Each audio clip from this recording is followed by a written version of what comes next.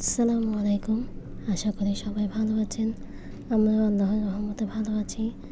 আজকে আমি একটা নতুন রেসিপি নিয়ে এসেছি, গরুর ভুঁড়ি বা বট ভাজা যাই বলেন।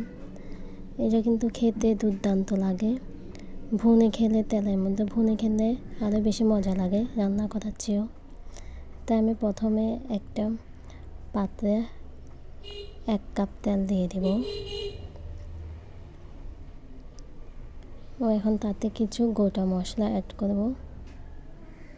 তেলগুলো গরম হলে তার মধ্যে আমি দিয়ে দেব 4-5টা তেজপাতা ও দিয়ে দেব 3-4টা এলাচ। তারপর দেব কয়েকটা দারচিনি ও 5-6টা দেব লবঙ্গ। এগুলো দিয়ে একটু তেলের মধ্যে ভেজে নেব। এগুলো একটু ভাজা ভাজা হয়ে গেলে তার মধ্যে দিয়ে দেবে 1 কাপ আমি পেঁয়াজ কুচি দিয়ে পেঁয়াজগুলো তেলের মধ্যে ভালো করে ভেজে নেব।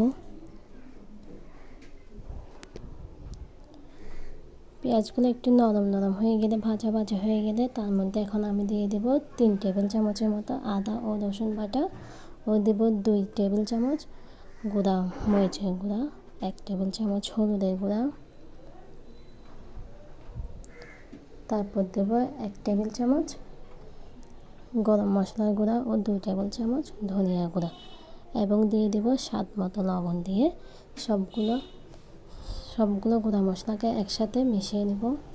সামান্য একটু কষিয়ে নেব যাতে মশলার ঘ্রাণটা চলে যায়।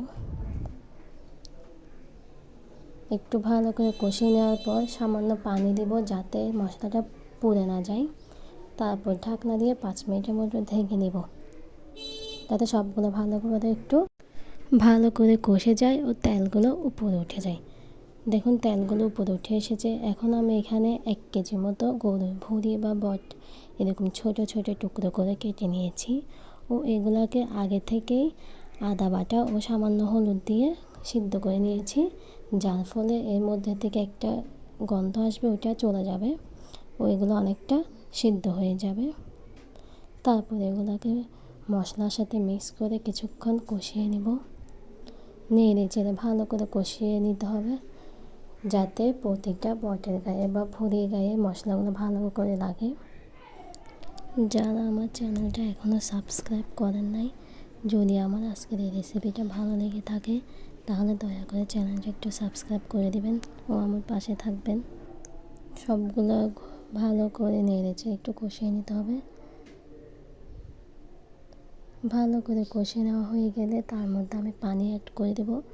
যতটুকু পানিতে ভুঁড়িগুলো ভালো করে সিদ্ধ হয়ে যাবে ঠিক ততটুকু পানি এখানে আমি অ্যাড করব ও পানি অ্যাড করে একটু নাড়াচাড়া করে ঢাকা দিয়ে ঘুরে দেব 30 বা 40 মিনিটের মতো। 30-40 মিনিট পর দেখুন পানিগুলো একদম সোক হয়ে গিয়েছে ও তেলগুলো উপরে ভেসে উঠেছে। তারপর আমি আরেকটু সামান্য ভাজা ভাজা করে নেব আর 5 মিনিট আমি ঢেকে দিয়ে রাখবো। এরপর আরেকটা প্যানের মধ্যে আমি সামান্য পরিমাণ তেল দিয়ে ও 1 কাপ পেঁয়াজ কুচি দিয়ে একটু ভালো করে পেঁয়াজগুলোকে সটে করে নেব। পেঁয়াজগুলো এরকম নরম নরম হয়ে গেলে তার মধ্যে দিয়ে দেব 1 চা চামচ গরম মশলার গুঁড়া ও 1/2 চা চামচ ভাজা জিরা গুঁড়া দিয়ে আমি একটু ভালো করে নেড়ে ছেড়ে দেব। সবগুলো পেঁয়াজের সাথে মিক্স করে নিয়ে এরপরে আমি আগে থেকে রান্না করা ভুঁড়িগুলো এখানে দিয়ে দেব। দিয়ে এগুলোকে তেলের মধ্যে ভালো করে ভেজে নেব। এই অবস্থায় কোনো মতে নাড়াচাড়া থামানো যাবে না, নাহলে একদিক দিয়ে পুড়ে যাবে। নেড়ে চেড়ে চারিদিক থেকে নেড়ে চেড়ে আমি এগুলোকে ভুনে নেব ভালো করে। দেখুন একদম ভুনা ভুনা হয়ে গিয়েছে। এখন আমি এগুলো একটা পাত্রে সার্ভ করে নেব।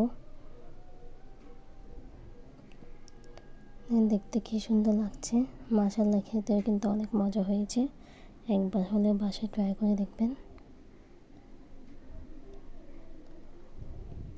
আজকের জন্য এখানেই, আগামীতে আবার দেখা হবে নতুন কোনো রেসিপি নিয়ে।